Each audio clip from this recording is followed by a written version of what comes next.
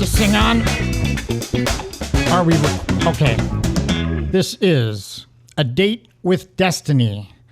And today we're exceptionally pleased to have as our honored guest Mr. Anthony Cruz Guerra, who is a major performer in the Bay Area. He's playing with McFunky, which is doing wineries, weddings, and other venues and events.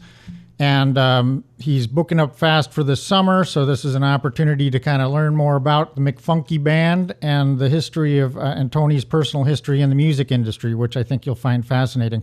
I'm Eric Hanson of EricHansonMusic, and I am working on my coffee here and making likely to make a few little slips here and there due to the failure of the caffeine to catch up to where I need to be at this moment.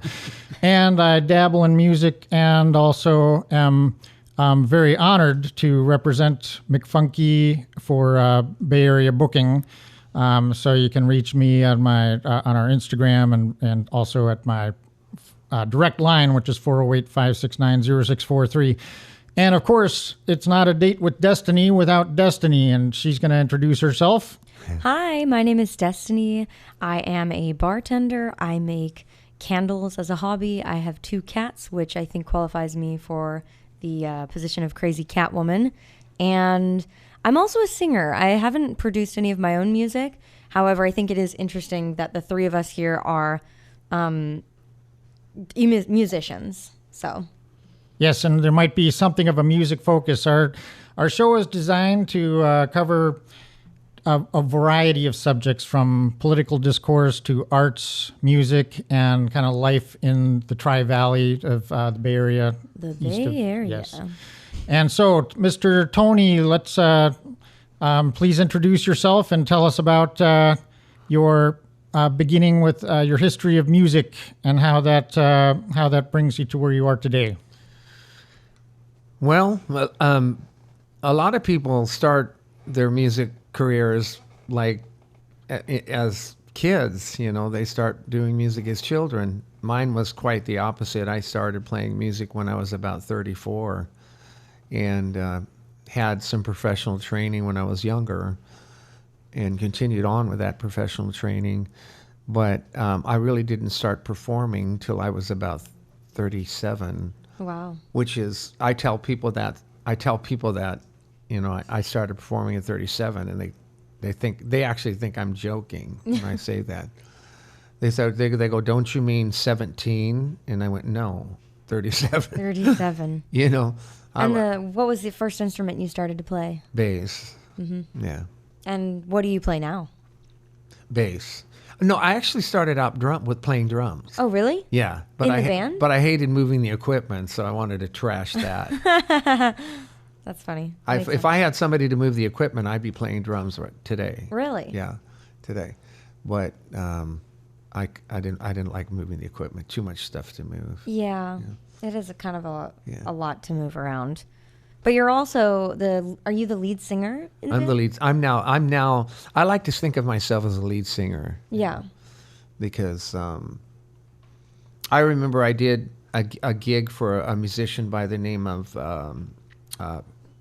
Rodney Crowell. Mm-hmm. I don't know if you know who Rodney Crowell is. Rodney Crowell is a songwriter for Roseanne Cash, or for a musician, Cash, what was Johnny Cash's daughter. I can't think of her name right now. But he had his own career, and I was in his band. And one day after a gig, he says to me, he says, "You know, you're not a very good bass player." Oh. He says, "But you're a great singer." And he says, "That's what you should be doing." And that was the beginning of me wanting to sing, you know. Wow. So. Do you sing and play bass now at the same time? I did. Oh, okay. I did for about 5 years. I did nothing but that. Oh, wow. And I think when I sang and played bass, that was probably the most growing time that I ever had in my career, because I was doing something that was so difficult to do. And when you're doing something that's stretching you every single week, you know, playing intricate bass lines with difficult vocal lines, you can get pretty good after a while. Yeah.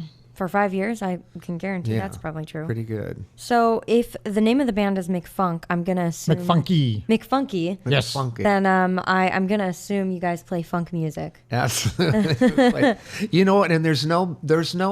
I have yet to meet. Well, I've met one band in Las Vegas, but that was the only band that I've ever met that even attempted to play funk music, for two reasons. Number one, because they're not good enough musicians to play it. Yeah. And number two, they can't sing it. Oh, yeah, huh. They Funky can't sing music it because is kinda- singing funk music is it's all about feel. Mm-hmm. Rock music, it's more like about timing, but funk music is all about the feel Mm-hmm. of it. You know. So do you guys... Let me know that you're gonna get your win.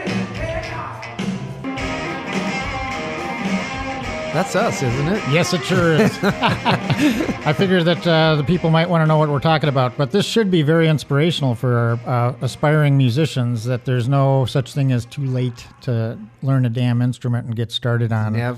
It's never too late. You know, Destinee, I am surprised that so many people love music. Yeah. And they listen to it and they love it. I'm surprised that more people don't try to play it themselves. Yeah. I am. I'm really surprised by that. It is interesting enough. So to me, I think you were saying something before about musicians being less than 1% of the world's population. Yeah. And how there's very few musicians in the world. Yeah. And to me, that was came as a bit of a shock, because I, as you know, a millennial. I'm always on Instagram and YouTube, and I am surrounded by musicians. But I also recognize that there's a bit of an algorithm online. So if I'm listening and watching artists, of course, the internet algorithm is going to be pushing more musicians and artists. But I feel like I know a lot of musicians who give up. People who desire to be musicians, who tell themselves, oh, well, I'm not a good enough singer, so why bother? Or they learn an instrument, but, you know, they kind of give up halfway through. I think a lot of it has to do with learning an instrument and learning to sing actually takes a lot of time and effort and perseverance. Mm-hmm. And many people, especially my generation, they are... there's a word that I'm looking for. They're very quick rewards. Immediate gratification. Yeah, instant gratification. So being in my generation I feel like people have a harder time learning to be musicians because of that instant gratification right there. Well, you're absolutely right. To play good music takes a lot of work. Yeah. And to be a great musician, you have to put the time in. If you don't put the time in, you'll never amount to anything. Yeah, absolutely. Right. So, you know, just like anything, you gotta, whatever you do most is what you're going to be good at. Mm-hmm. You know, but some people, as you can see, like people like Whitney Houston and people like her, Mariah Carey, they just have a gift, you know, and yeah. it's an abnormal, you know, an abnormal talent that they have. And then there's people like me that are the level that I play at that need to work at it to be good, you know. And there are people like so I'm a singer. I've been singing since I was like 2, since I could first make vocal sounds. Since I was singing.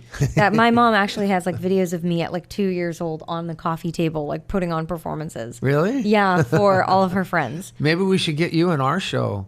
Sure. Hey. I just had a thought there. Want to do music? Sure. I'm serious. Yeah, absolutely. I'll totally serious. sing for you guys. Yeah, I'm serious about that. But for me, singing came very naturally. In elementary school and middle school, people around me started noticing, like, wow, like you have a gift. It's something that just comes naturally that I'm very good at. And in high school, I was doing musicals and choir. And I think for people around me who see like, oh, there are people who naturally have this gift at singing, they put it in their heads that because other people are naturally gifted at singing, or in other retrospects in life as well, they tell themselves that it's not worth putting the work and energy into because, well, someone else is better at it. Why should I try? And I mean, this can be looked at in other aspects too. Like, for example, for me, I love to draw, and there are some people who are just really naturally gifted at drawing, and I am not one of those people. So sometimes I have the mindset in my head where I tell myself, well, people can draw better than me. I might as well not even try. And I think that's what a lot of people have a problem with when it comes to music, is why try if other people are already naturally gifted? Well, it's kind of interesting you should say that. I think that's the number one reason why people quit the most. Yeah. Is because they don't think they're good enough. Exactly. And the truth of the matter is they may not be good enough. Yeah, there are definitely some people who aren't. They may not be good enough, but don't quit. Don't quit. Just keep at it. And Yeah. And I remember I played in this one band, and I sang for the band, and I got hired. And about 6 months into the band situation, we were in Las Vegas, and one of the singers, the leader of the band, says to me, he goes, when we hired you, we had our doubts about you. Wow, really? We had our doubts. He says, but I'm glad we were patient. Oh, good. Because you just exploded somewhere along the way. You just, bam. And sometimes giving someone the benefit of the doubt and allowing them to like flourish and blossom really is the best way to go in life. Well, McFunky, the guitar player in the band, he also teaches, right? Oh, really? And he has about 16 or 17 students, and some of them are as young as 5 and 6, right? Wow. And he teaches guitar? And he teaches guitar, right? Nice. He teaches bass, guitar, piano. Okay. Did he help teach you as well? No. But there was a time when I was going to pay him to give me bass lessons, when I thought I was going to be playing bass more in this project. But then when I found out that I was just going to be singing, then I didn't do the lessons. But. And obviously your bass work is adequate, and you had told me that you had performed with some fairly well-known bands such as America and Seals and Croft. And tell us a little bit about how that started for you, or how you first got your big kind of professional touring break. Well, it's in the professional music industry, it's not who you are, it's who you know. Because there are a lot of cats out there that are 10 times better than you are, but you just know that one person, and you're in, and then once you're in, that's it, you're in. Excellent. Who was the one person that you knew that was significant in this kind of point of entry for you? Well, it was a musician by the name of Rodney Crowell. He's a country musician. And a lot of people don't know him, but he's written a lot of music for other musicians like Toby Keith and people like that. And he said to me one day, he goes, after a gig, he goes, you're not that great of a bass player. In other words, he was saying, I'm not that great of a country music bass player, because I really wasn't a country music bass player. But he says, you're a great singer. And he goes, and that's what you need to be doing. Outstanding. And that's another thing where teachers can be a profound influence on people in their art. Two quick stories kind of come to mind that I'll try to wedge in before our first break. Well, actually, I'll come back to those after the break. But we're here with Tony McFunky Cruz Guerra, who's the great Again, traveling professional bass player for bands like America, Seals and Croft, and now is the co-founder of McFunky that does regular appearances at wineries, weddings, other events, and venues. And we're going to learn a lot more about that and his experience and background in music right after this break. Yeah.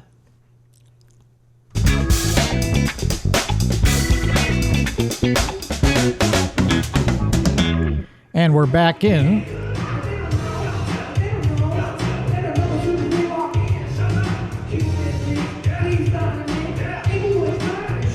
I love this song.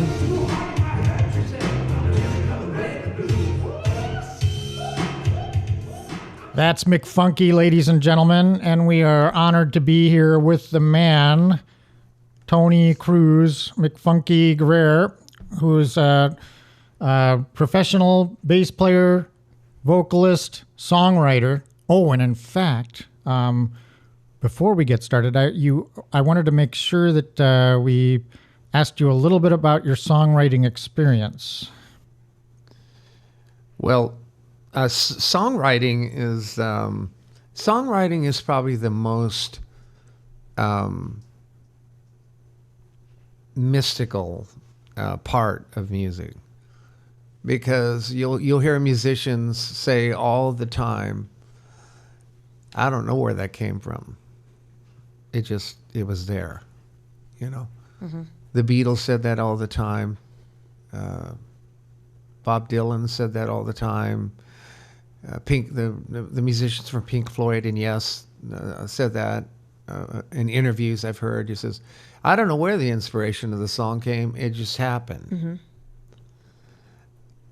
You know what I'm saying? So there's a certain mystery behind songwriting for everyone, you know, who is a real songwriter. A lot of people say they're a songwriter, and they're really not a songwriter. They're just a writer, you know.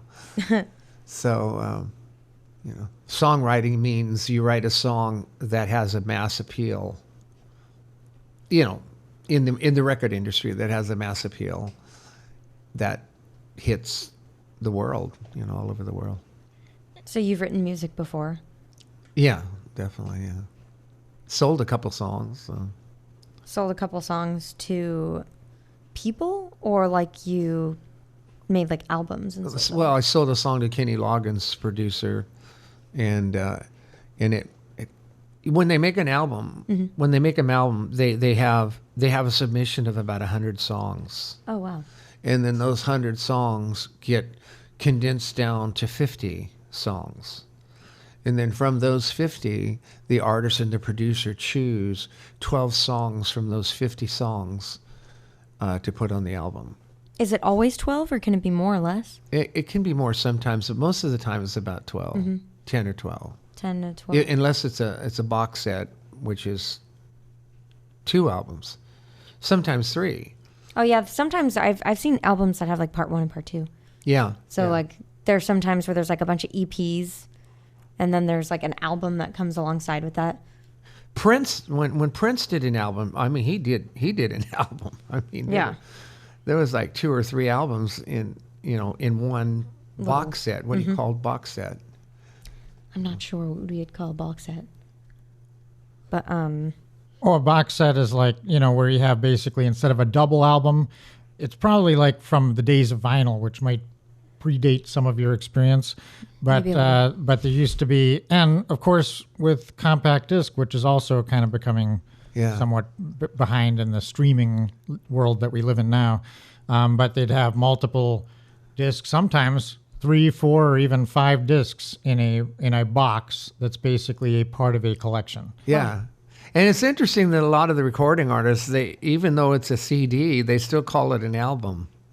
Oh, yes. yeah. They still call it an album. They can't get away from that phrase. He says, my record's being released, and it's not even a record, it's a download. It's like, wow. Actually, I've never thought of that. That's interesting. I saw, who did I see? I saw Kendrick Lamar say that. Everyone says that. It's like, my record is being released. Maybe the word record has like turned into just like overall phrase of like the music. So rather than it actually being a record, it's like turned into culturally.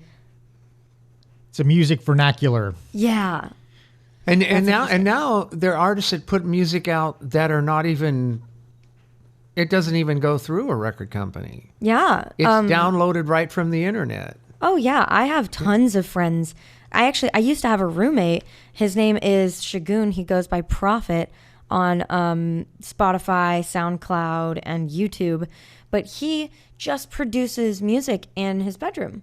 And I mean, he's got a couple of music videos, and he actually just like about a month ago had his first live performance. Doesn't have a record deal. He's just doing it himself. He just makes music in his room and puts it online, and people listen to it. Yeah. Yeah. Well, and Tom McDonald is probably a premier example of somebody. His girlfriend, Nova Rockefeller, does the music videos for him. Yeah. And she got signed on a record deal. But Tom McDonald's like determined to bypass the industry because his content is of a nature that it's easily canceled, and he'd be basically manipulated by the industry. So he's managed to achieve a great amount of fame and millions of followers and viewers, and based on just his own independent releases. Yeah, literally mailing CDs from his home. Yeah, well, to be fair, I think that the music industry is slightly taken over. Obviously, like there are great artists out there, but I feel like the music industry is kind of been taken over by like political correctness and whatnot. So I think Tom McDonald, his idea of like wanting to produce his own music is he does want to be able to say whatever he wants to say without, pushing a certain agenda or pushing a certain narrative, or without being forced to say things in his music that doesn't actually abide by his values. Now, he could probably say whatever he wanted to say if he was releasing an album in Denmark. Yeah. I don't know about that. But or in Denmark or Sweden, You think? But here in the United States, we got rules, Yeah. We got rules to play by. Oh, 100%. And the record company plays by those rules. And unless the album says, warning, explicit lyrics, explicit content, explicit ideas, which is something that a lot of rappers have on their albums. As a matter of fact, every one of them, rapper has that on their album, except if you're Snoop Dogg. I don't know if you ever heard Snoop Dogg's music, but he's really clean. He's a very clean guy. I love Snoop Dogg, and that's what makes him sets him apart in his genre, which is rap. Hip hop. You hear that, kids? You can actually clean things up and still gain an audience. Absolutely. Look at John Denver. Man, he was like so squeaky clean, it was like ugly. It was like ugly.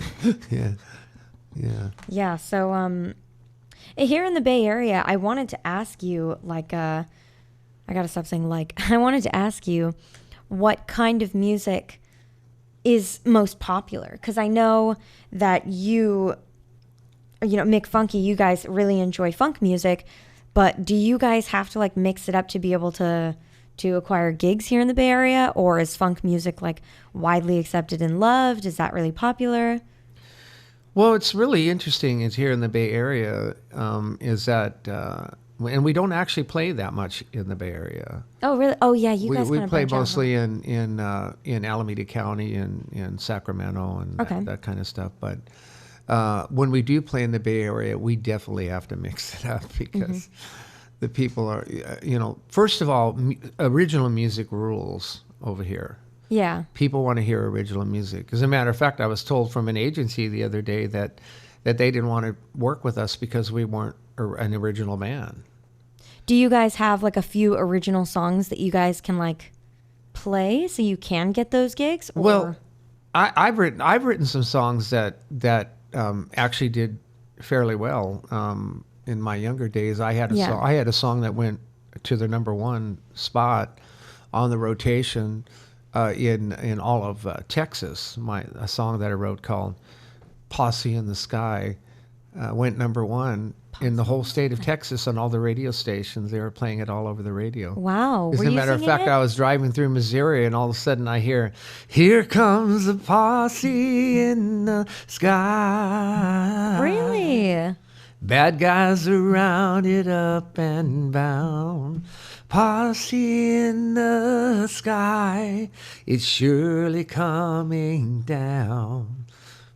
So that was amazing. So wait, were you singing it or did you sell it to I someone? sang it, yeah. So and it was on the radio? Yeah, and it was on the radio. A DJ picked it up in Amarillo, Texas, and started playing it. And I have no idea where he actually got the recording from, but because it actually hadn't been released yet, and I don't know how he got the recording. Oh my gosh, that's but, crazy. But it went to number one and all in Texas and Georgia and Alabama for about 2 weeks. So we were like, our song was ahead of like people like George Strait and you know, That's and Willie crazy. Nelson and everybody. We were in that rotation with these guys, and everyone was asking, who are these guys? Who's this posse in the sky? Who is this guy? You know? That's crazy. So I wonder if it was like a live recording that he had like taken, or if someone had just like slipped him a copy. Yeah, someone slipped him. It was a leaked copy. Someone They leaked it out. Yeah. Well, I guess that ended up being beneficial for you guys. Well, see, the thing about leaking stuff out like that is because there are musicians out there that can actually take credit for that song. Oh, really? But if it was you guys singing it. It hadn't been released yet, so Yeah. it wasn't officially a marketable thing yet. You know. Oh, no. So it's kind of a double sword because Yeah. at first you're thinking, oh shit, we're on the radio and we didn't even release any music yet. It was. You're like, wait, is this me? Imagine this. Okay, imagine you're driving down the street, driving down the road, and your song comes on the radio. And your voice comes on the radio. And your voice comes on the radio, and it's just like, it's one of those Twilight Zone moments where you just go like this. You go, we haven't even released that song, and it's on the radio. And it's number one. You know, And people just can't get enough Posse. it's Posse in the Sky. Yeah. It's impossible. Yeah. It just had a very beautiful hook to it. Well, that's very interesting. Okay, I want to hear some on the road stories.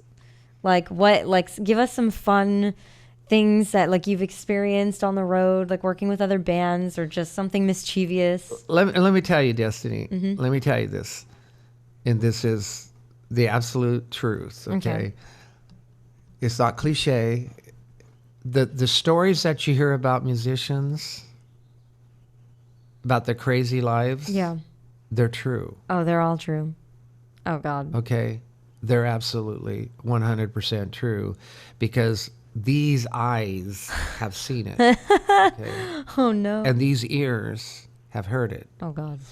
We were traveling through New Mexico, playing with a musician by the name of who is that guy? I can't remember his name. Well, he's a musician that did Wasted Days and Wasted Nights. Eric, who is that? Wasted Days and Wasted Nights. Who was that? That musician. Here, I'm gonna look it up. Wasted Days and Freddie Fender. Freddie Fender. And I'm Freddie sorry. Fender. Sorry, Freddie. I know you're gone. You're gone now. I couldn't remember. But I was doing a tour of with Freddie Fender, and we were in between Albuquerque, New Mexico, and Shola, Arizona, doing some big venues. And we were pulling out of one of the concerts in Albuquerque, and on our tour bus, and we get a knock on the door of the tour bus, and the manager opens up the door, and standing outside of the door was a young,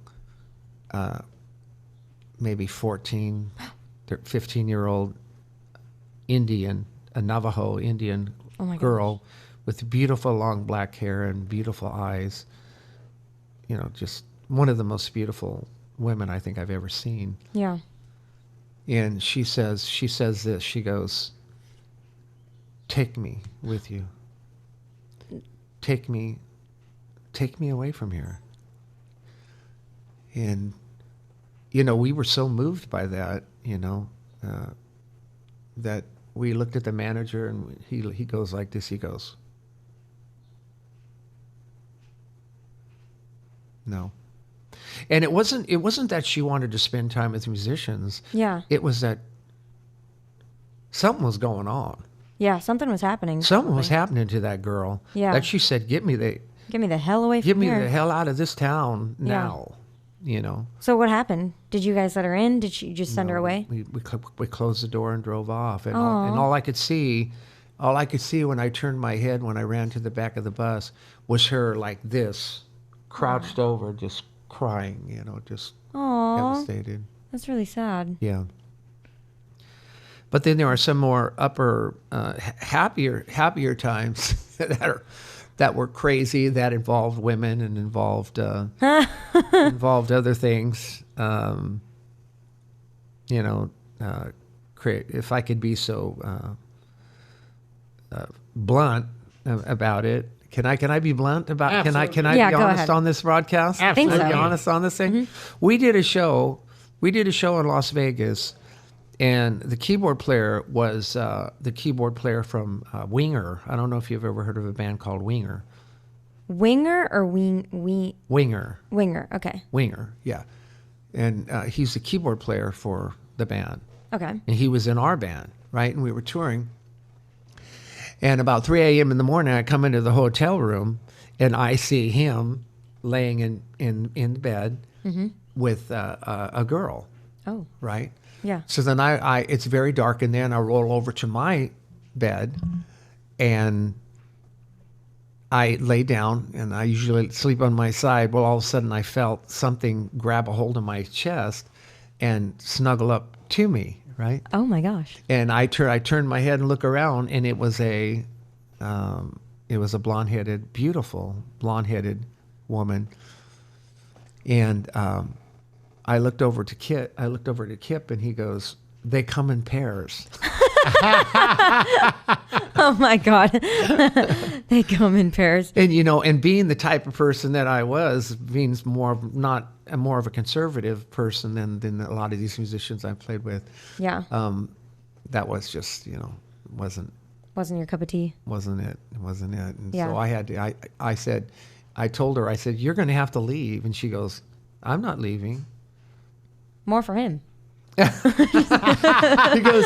She goes, "I'm not leaving," and she just like bluntly said, "I'm not leaving." Oh, okay. And I went, "Well, I guess I'll have to." So I ended up staying the night. I ended up staying the night in my car out of the parking lot of the hotel. Aw. Yeah. She wasn't willing to, like, you didn't want to just like sleep? She didn't have in mind to sleep. Got it. Okay, she Wasn't possible. She was planning to there. interrupt She was that. there for. I think she might have been a prostitute. I think because we were in Las Vegas. Yeah. And She was there for more than just a good night's sleep. yeah, and it's just imagine. The amount of willpower it would take. Yeah. To sleep in your car? Oh my gosh. Let's see, do I want to be in the bed with her? Or do I want to sleep in Yeah, my car? so- Seat feeling right now. You got to have cold. some very deep. Mental control. That is so. Well, in some cultures, it's considered extreme offense and rudeness not to accept such gifts graciously. Yeah. Well, in those cultures, that's why they're. No, I'm not going to say.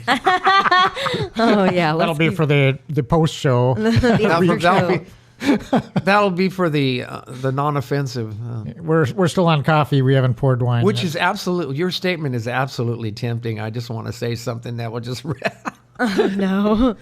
countries will fall, But, So these bands that you worked with are actually because I'm kind of young. They're big name bands. Like I'm looking up on YouTube, they've got like 11 million views, 19 million views. These are like some big name bands. yeah, you can get. I did a tour with America in Australia. Yeah. The only reason I got the gig is because their regular bass player was having a baby. Wow. For those that don't know America, Oh, that's this the is country America? we live in. Yes. And it's also the maker of this song. Careful, Yes, because yes. we could get. Don't worry.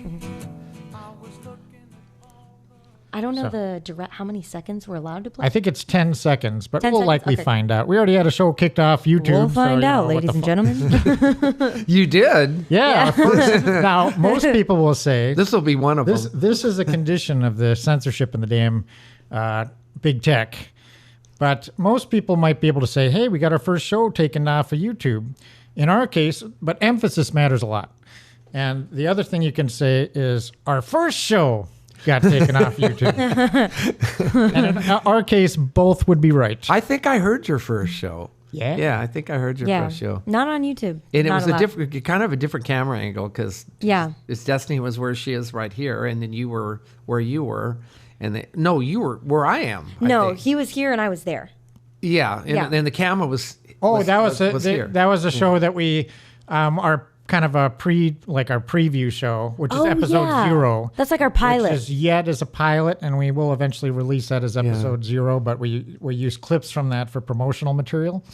And moly. but the first official show, we didn't run cameras on that one, and we just basically Yeah. put up some an image of us and stuff like that, and it's still on SoundCloud, so that's good. But we were and we are still live. So the one thing that we did learn was that we were apparently offering some information that was different from the current stance by people we've never met at a not un-American and anti-American organization called World Health Organization.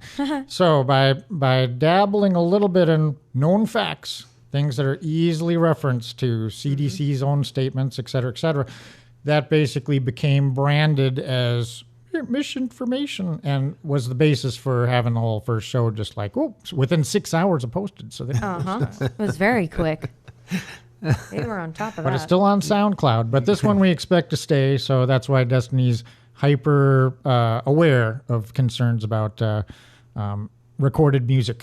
Oh yeah, I am determined to get all of our podcasts to stay up online, and Don't tell the audience that. They're going to go, oh, it's a sterile show. No, we're actually determined to say whatever comes to mind and to take But also wild have it stay risks. And if it winds up getting knocked off YouTube, so be it. And you'll find us on SoundCloud and wherever else we I manage. think the story I just told you about Las Vegas is kind of risky. Excellent. yeah, but Excellent. It's not That's something. kind of like, but what I said about rock stars, how, you hear all the stories about rock stars, or Yeah. they're all true.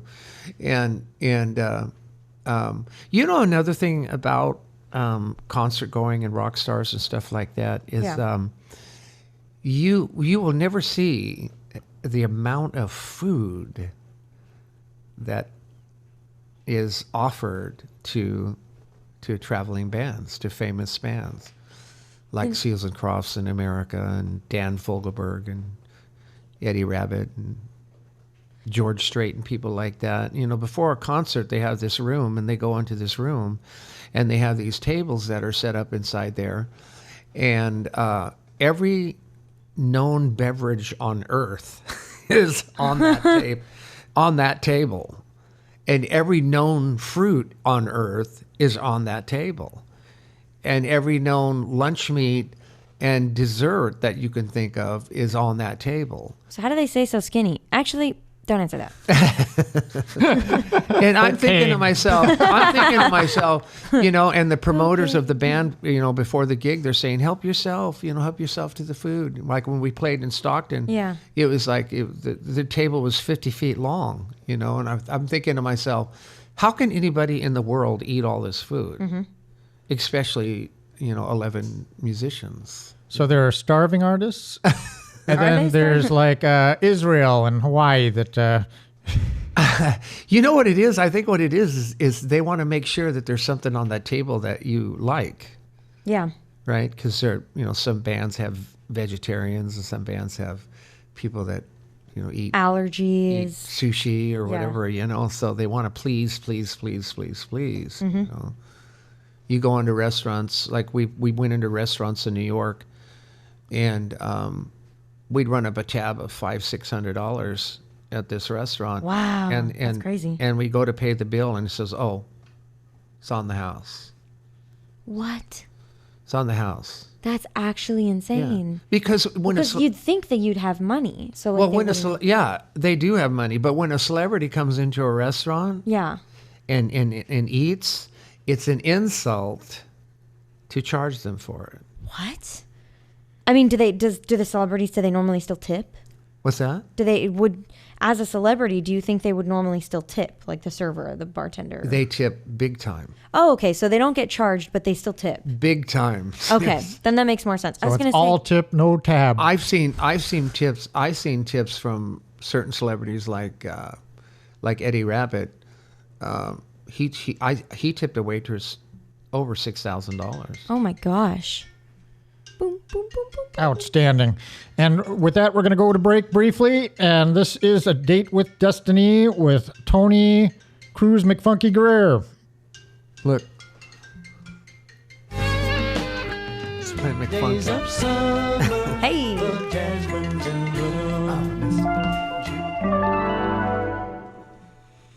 You don't think that story I told about that hotel situation is too risky, do you? No, not at all. Not for our show. Nope. For God's sake.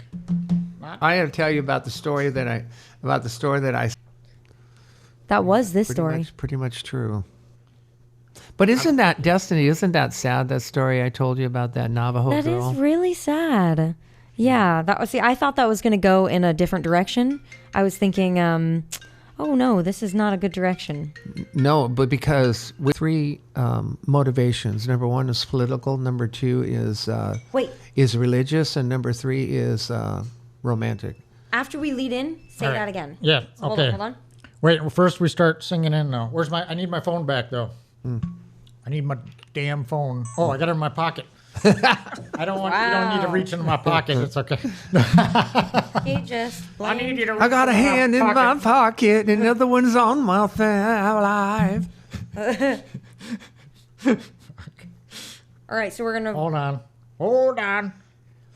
Is it recording? Well, yeah, but Okay, good. don't worry. We'll. Like every single song that Seals and Croft wrote was religiously inspired. Every one. Okay, here we go.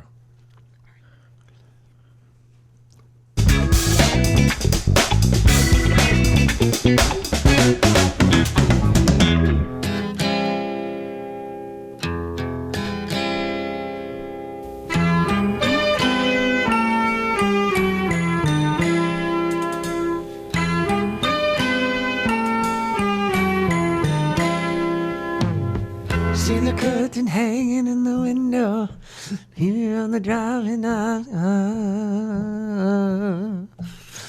Yep. Yep. That's "Summer Breeze" by the famous Seals and Croft, and I always loved that song as a kid. That would come on the radio. I'd be at my grandparents visiting for the summer, and it would be on this little tube radio, and those sounded warm and rich. They were just little appliance type radios with the glow of the orange tubes in there, and so that song was just, I always loved it.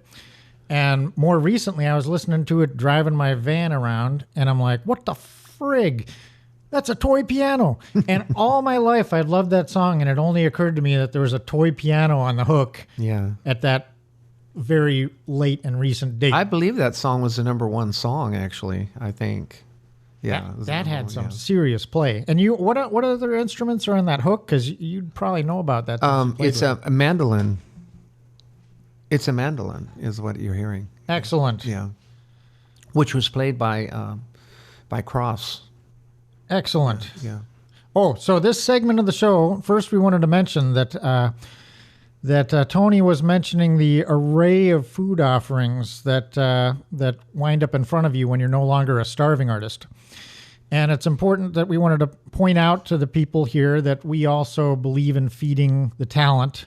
Club Dub Kitchen here has a little bit more of a basic menu, but it does include quite a bit of bacon, which we do have on the table in front of us. Oh, there it is right there. Yes. Bacon. Yes.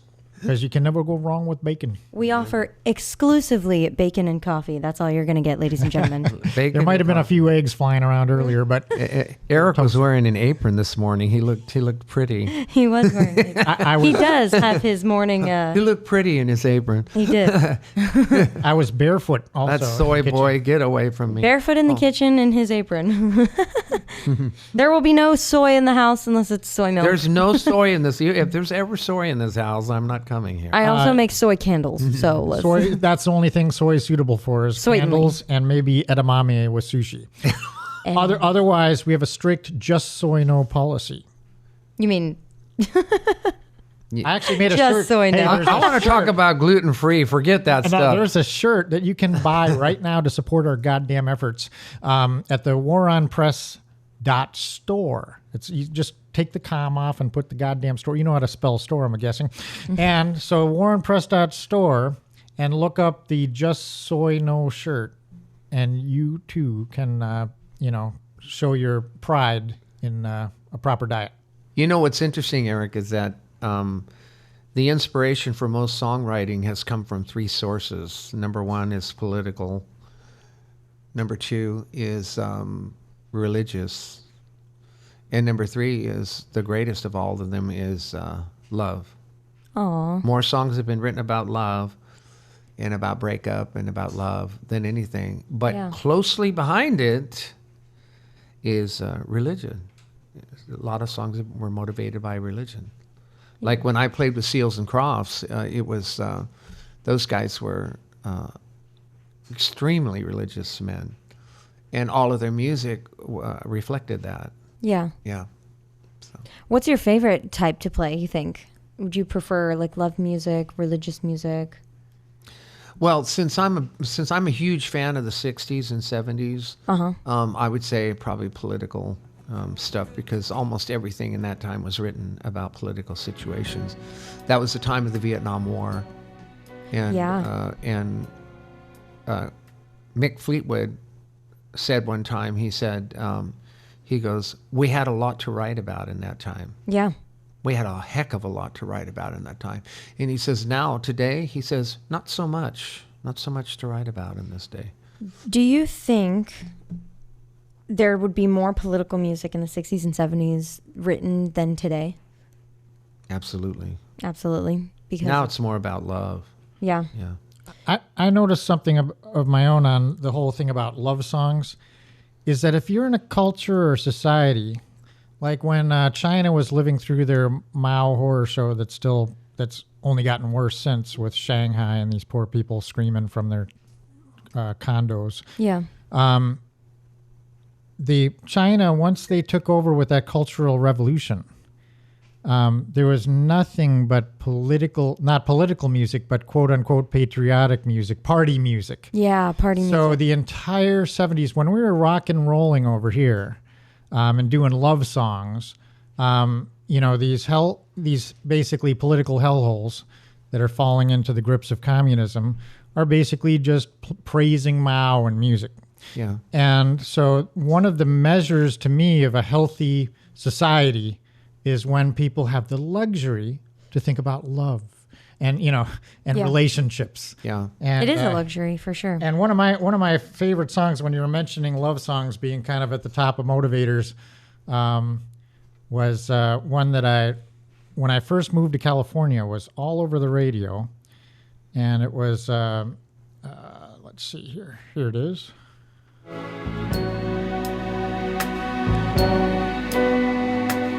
So I had my parents take me to the Valley Fair shopping mall, which was not quite the Valley Fair it is today. It was like in 1972.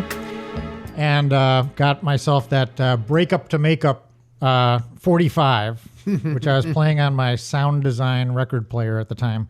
But that was all over the radio. And it was about the same time that Marvin Gaye was doing things that were more political and world environment. But the love songs were incredible. And another thing I loved about the 70s was they had the richness of real strings and real horns. Yeah. And, before obviously that's the time we had bands like Chicago that were, that was, what was that? Originally, that was the Chicago Transit Authority was the original name of that band.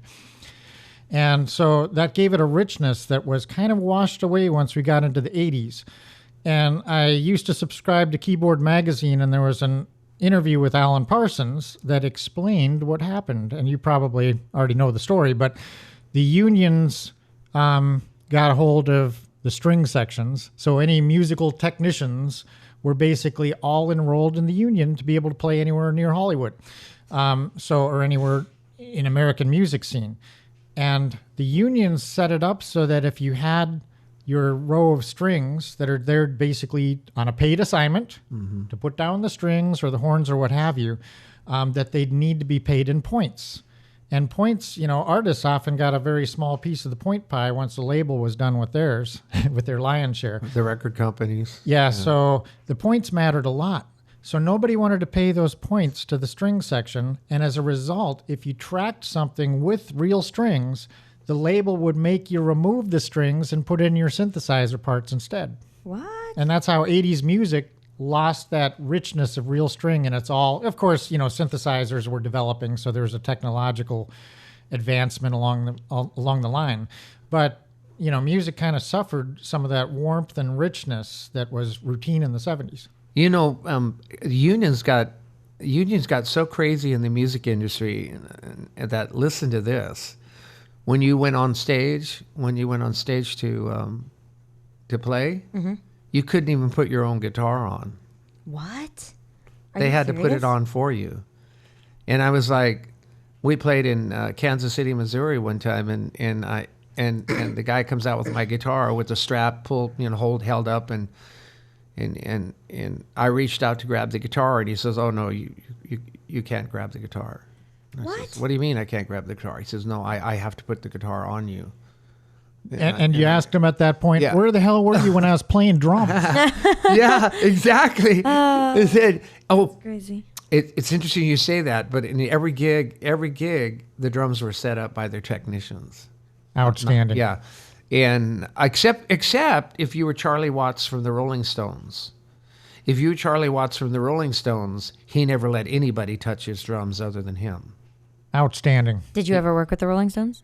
Huh? Did you ever work with the Rolling Stones? No. So that's just like what you I've actually kind of been in a close vicinity one time when we were at the Waldorf Astoria in New York City. Okay. We were there as a backup band for Diana Ross, and they were there in the Waldorf Astoria. Wow. And that was about as close as I I got. But Charlie Watts played the same drum set that he's owned from the very beginning of the Rolling Stones until now. That was the only drum set he ever played. Really? And it was like a silver kind of looking Ludwig, and he set it up and he broke it down. Nobody touched those drums but him.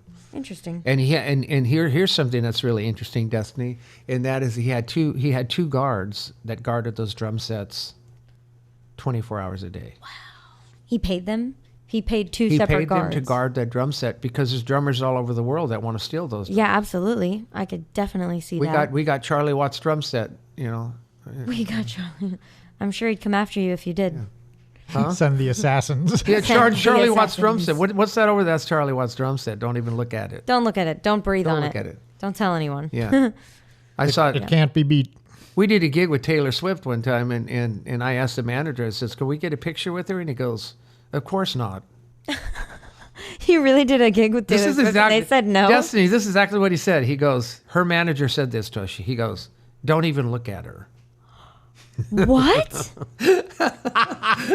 What? He goes, "Don't even look at her. Don't look at her. Don't look over there." So wait, you did a gig with Taylor Swift. Like how? How did this work? Did you open for something? Were you just at the same place? She did a gig at the Haunted Mansion up there in Disneyland? San Jose. Oh, the Winchester. Oh, the Mystery Winchester. No, House. the other one. The other. Wait, there's the another other mansion. fucking haunted- Yeah, wait, there's another mansion in San What? Jose. Yeah, How many haunted mansions do we have? there's two of Well, them. there's a lot of people that live here who probably died. So maybe a lot. But she was doing an acoustic opening as a charitable thing for the March of Dimes, Okay. and we were there. We were the opening band for her. Yeah. And so they said, don't even look at her. don't even look at her. Just don't even look over there. But did you see her at all? I did. Was she nice, or did she look like a total bee? Well, that was right at the beginning of her career. That was around like 2010. Don't even look at her. About 2010, and she was just a sweetheart. Aw, was. Yeah, she was. and one of the most beautiful women I think I've ever seen. You know. She was very beautiful. She was very pretty when she was younger. She's beautiful now. Her hair was really curly. Really curly and it's really- blonde. Yeah. really curly. And she played this acoustic guitar, and she was doing her acoustic thing. And I just remember that phrase that her manager said, "Don't even look at her. Oh my gosh. Don't look over there." That's crazy. Warning, bullshit alert. Yeah, that's right. Well, Outstanding. Yes. So, are there any other things that for today's?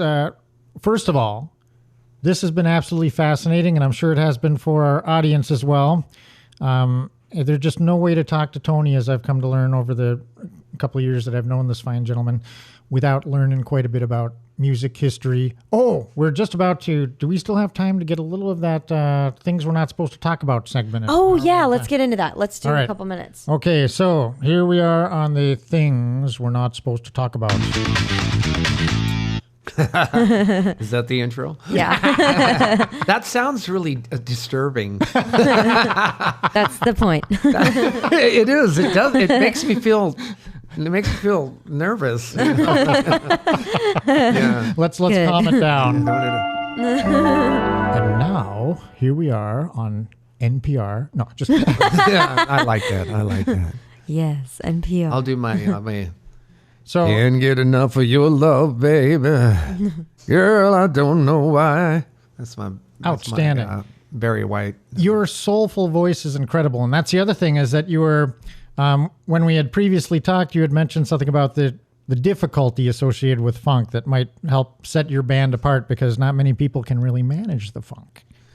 Well, They'll funk it up. Funk You guys music. can't handle the funk. Funk music is really difficult to sing. I mean, and to play, because it's all about the feel. You know, like I'll give you an example. You can sing a vocal line like.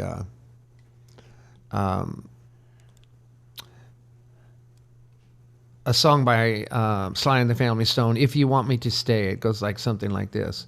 This is the non-funk way of singing it. It goes like this. If you want me to stay, I'll be around today. I'll be available for you to see. About this, and that would be the kind of like the non-funk way to sing that song. But if you sing it like funk, it'd be like this. If you want me to stay, I'll be around today. I'll be available for you to see. I see the difference. I'm about to go, and then you'll know. For me to stay here, I got to be me. Now that is Definitely funking things up. I definitely hear the And that's the difference. difference between funk singing, and there's not a lot of people that can sing that. There's kind of like that twerk in your voice where it's like, ow. Well, it's like a Work. No, this is she's You know trying what- to you she's know- trying to make this relatable to the Oh kids. no! literally. Please, You no know twerking. what it is. It's literally it's literally because when they recorded it, they were all high. Idaho. They were all high, Wow. and I you guess know what I I'm would saying. say that. Well, sometimes when you hear music, you know the old funk music, Yeah. they're all high. High You're as hell. "Eh, A lot of art kind of almost requires it. Like friggin' Richard Pryor was funny as friggin' hell when he was all friggin' jacked up. And then the man got clean for a time, and it's like, who is this guy and why is he on the stage? I mean, the comedy was in that amped up energy that was drug induced. Yeah, and we don't want to, of course, we don't want to promote, drug use, but it's we don't want to promote drug use, but you're absolutely right. I don't know. It's just it's the magic potion. Not that we want to Yes, promote. we're not promoting this in any way, shape, or form. No, this is not a part of our sponsorship. And we also we should mention, Tony, you're like, what kind of what kind of libations or whatever do you do to keep your groove, or are you all natural? What do you mean? No, I'm just saying. No, I'm just saying. Please interpret. As I've known Tony, I don't think he even drinks. So you don't even drink. Very little. Yeah. So the man is basically clean. So a lot of people can learn how to do the art and draw from the experience of others, or maybe their own personal past experience, Yeah. and then come out clean in the end. So to get a clean sound, we recommend not doing drugs and not doing any goddamn Don't. overdose of drinking. Isn't that right, Destinee? Absolutely. I can tell you all about that. She tends bar, so she knows something about this. Oh, yeah. It sometimes gets to a point where I want to tell people please stop coming in, please. But, what are you going to do? They pay my bills, so. Destinee, there was a quote that I heard from Pope John Paul II, right? The Catholic Pope John Paul II. The Pope John Paul II. The Pope John Paul II. The one, the guy. Yeah. Yeah. The Catholic leader. I heard him in a quote one time. It says of the three most powerful social megatrends in the world, politics, religion, and music. Music is by far the most powerful. The most impactful, absolutely. I think people it's very strange to think humans have such a natural response to music. Mm-hmm. It is genuinely the most impactful thing in the world, I think. Yeah. Because music can really affect how you feel, whether you're sad, happy, any emotion you can possibly feel, whether you believe in God or you're angry at your government. Music can really just drive your emotions. So I definitely agree with that. When we were on tour, we were playing in Juarez, Mexico, and with America, and we were playing to an audience of about 5,000 or 6,000 people, and nobody in the place spoke English. Wow. Excellent. That's great. But yet we played the music, and they just came alive. Yeah. Well, that's how I feel when I listen to Selena. Even though they couldn't understand the lyrics, mm-hmm. they know the melodies. They've heard the melodies, Yeah. And that's how I feel about when I listen to Selena or Japanese music or Korean music. I don't know the words, but sometimes I'll look it up. But it's just the melodies. It really brings something out of you. The sound of it, yeah. And you can feel the emotion in the song, even if you don't know the music, the lyrics. You can just feel it, mm-hmm. the anger or the passion or just the love. Yeah, absolutely. Did we want to go into some stories that shouldn't be talked about? Because I have to. Yes, we got to get at least one in now. Before we do that, we're kind of running shy on time for today's show. Mr. Tony, could we potentially have you come for a part 2, because this has been extremely fascinating? Oh, yeah, absolutely. Yeah. Excellent. So I promised 2 stories that I think I forgot because I'm so fascinated with the stories, the storytelling and the talents of the amazing Tony. And so we're going to go back into our tales that shouldn't be told. Yes.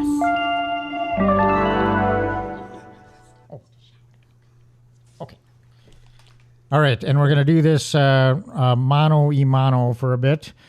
And Destinee has an appointment in the shower. Yeah, I have an appointment today, so I'm going to have to skedaddle out of here a little early. But I really hope that we can bring Tony back on soon, because this has been a great conversation. And I look forward to hearing more stories that shouldn't be told next time. I'll let you guys continue the end here, and I'm going to go get ready for my appointment. All right. Peace out. And tales that shouldn't be told. Tales that shouldn't be told. All right, let's have it. Well, like I said, in along the lines of stories that of musicians and rock musicians and all the stuff that you hear about rock musicians, which is all true. Their lives are absolutely insane. And we were in Japan. We were in Tokyo, Japan, doing a tour with Diana Ross and well, actually, it wasn't at that tour. It wasn't with Diana Ross. It was her guitar player who had a career of his own, and we were doing that in Tokyo. And we everywhere that we went, like this was a while ago. This was about 15 years ago. Everywhere that we went, we were accompanied by, I'd say probably maybe 50 or 60 young screaming girls. Beautiful, wonderful, cheerful, black-haired, black-eyed, beautiful. Everywhere we went. And they didn't even know that we were musicians. We were just Americans. And they were just so drawn to us, And then when they found that we were musicians, then the 60 increased to 500. So here we are walking down the street, and it was catching the eyes of the police by then.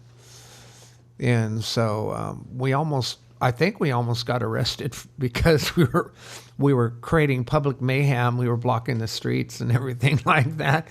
But we weren't the ones that were doing it. It were these little Japanese residents of Tokyo.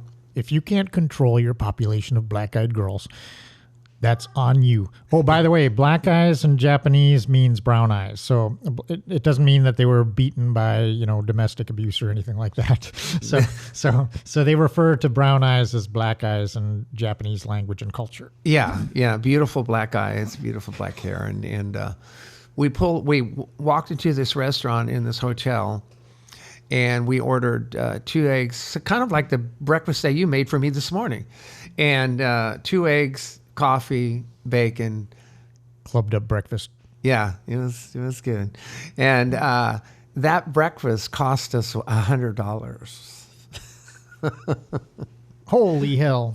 $100, and even though that's a lot of money to pay for 4 eggs, we got a hell of a bargain here today. Yeah, I got a bargain. $100. We looked at each other and we were just like, what? It's just needless to say, we didn't eat there, after that situation. And in that same trip, I do remember, this is a really interesting thing that happened, was we walked to go up to our hotel room, and we were in the elevator. We were up like a 20th floor or something like it, and in walks the purple one himself. Wait, you're talking about Prince? Prince. The band that was formerly known as Prince, or the brand that was normally? The brand that was formerly known as Prince. And at that time, he was the artist formerly known as Prince at that time. And because he was having troubles with Warner Brothers at that time. So he walks into the elevator, and he has his massive bodyguards, protecting him. There's about 3 of them, huge men. And he kind of leans back a little bit to kind of look around one of the bodyguards to see us like that. And he says this, he goes, "You guys are musicians, aren't you?" And we went, "Yeah, we are." And he goes, "You're doing a show tonight, aren't you?"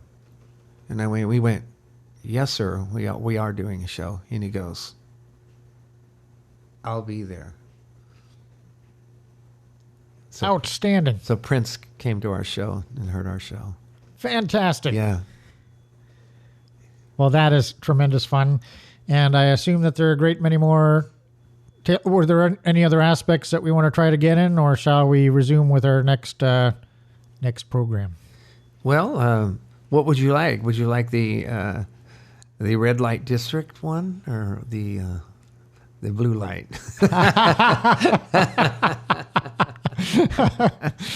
Well, this is actually a true story. A lot of the musicians that I played with were alcoholics, unfortunately, and when the territory that comes with having a lot of money is you have a lot of problems, And one night, when we were doing a tour with Eddie Rabbitt, nobody could find him, and the hotel security and his bodyguards, his manager, couldn't find him, and we were all extremely worried. And but knowing him, I knew he used to like to go out for walks and stuff like that. So I went outside of the hotel, in the back of the hotel, and I found him laying on his back behind a dumpster. Holy hell. Yeah, and it looked like he was having trouble breathing.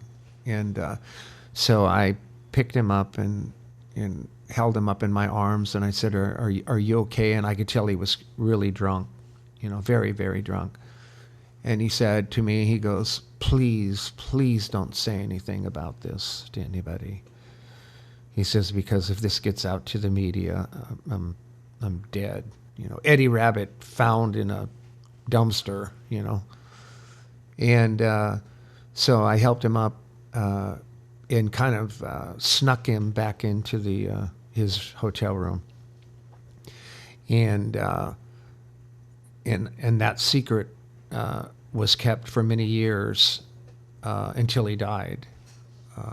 That was kept only to me and him. And that was a very sad but a very touching moment, because if I wouldn't have shown up, he may have died. Oh my goodness. He may have died. And he was at the peak. He was at the peak of his fame right then, at that time. So you've served a great many different kinds of roles in the music business. Yes. And one was to keep a career, keep a career going, and well, not just the career, but the person behind the career. So, Yeah. Boy, that's fantastic, and that's inspirational. And it was a great pleasure having you on the show with us on A Date with Destinee, and we will look forward to doing this again.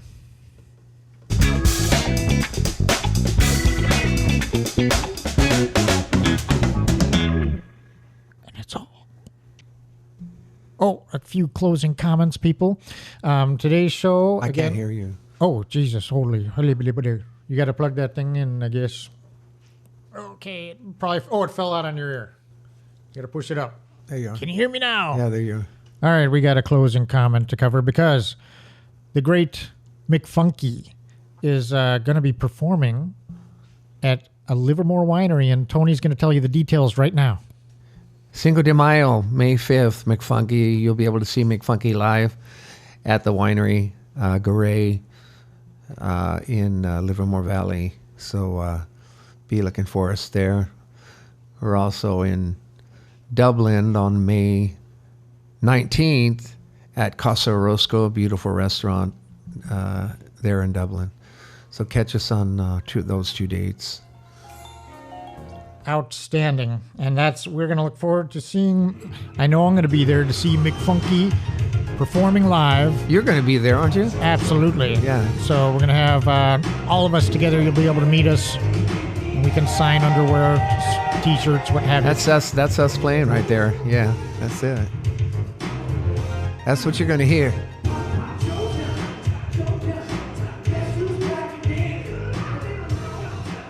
Thank you very much again, and we'll see you at the next show. Make sure to hit subscribe, smash all the buttons, whatever the hell we normally do to stay in touch, and look for some show notes in the comments below.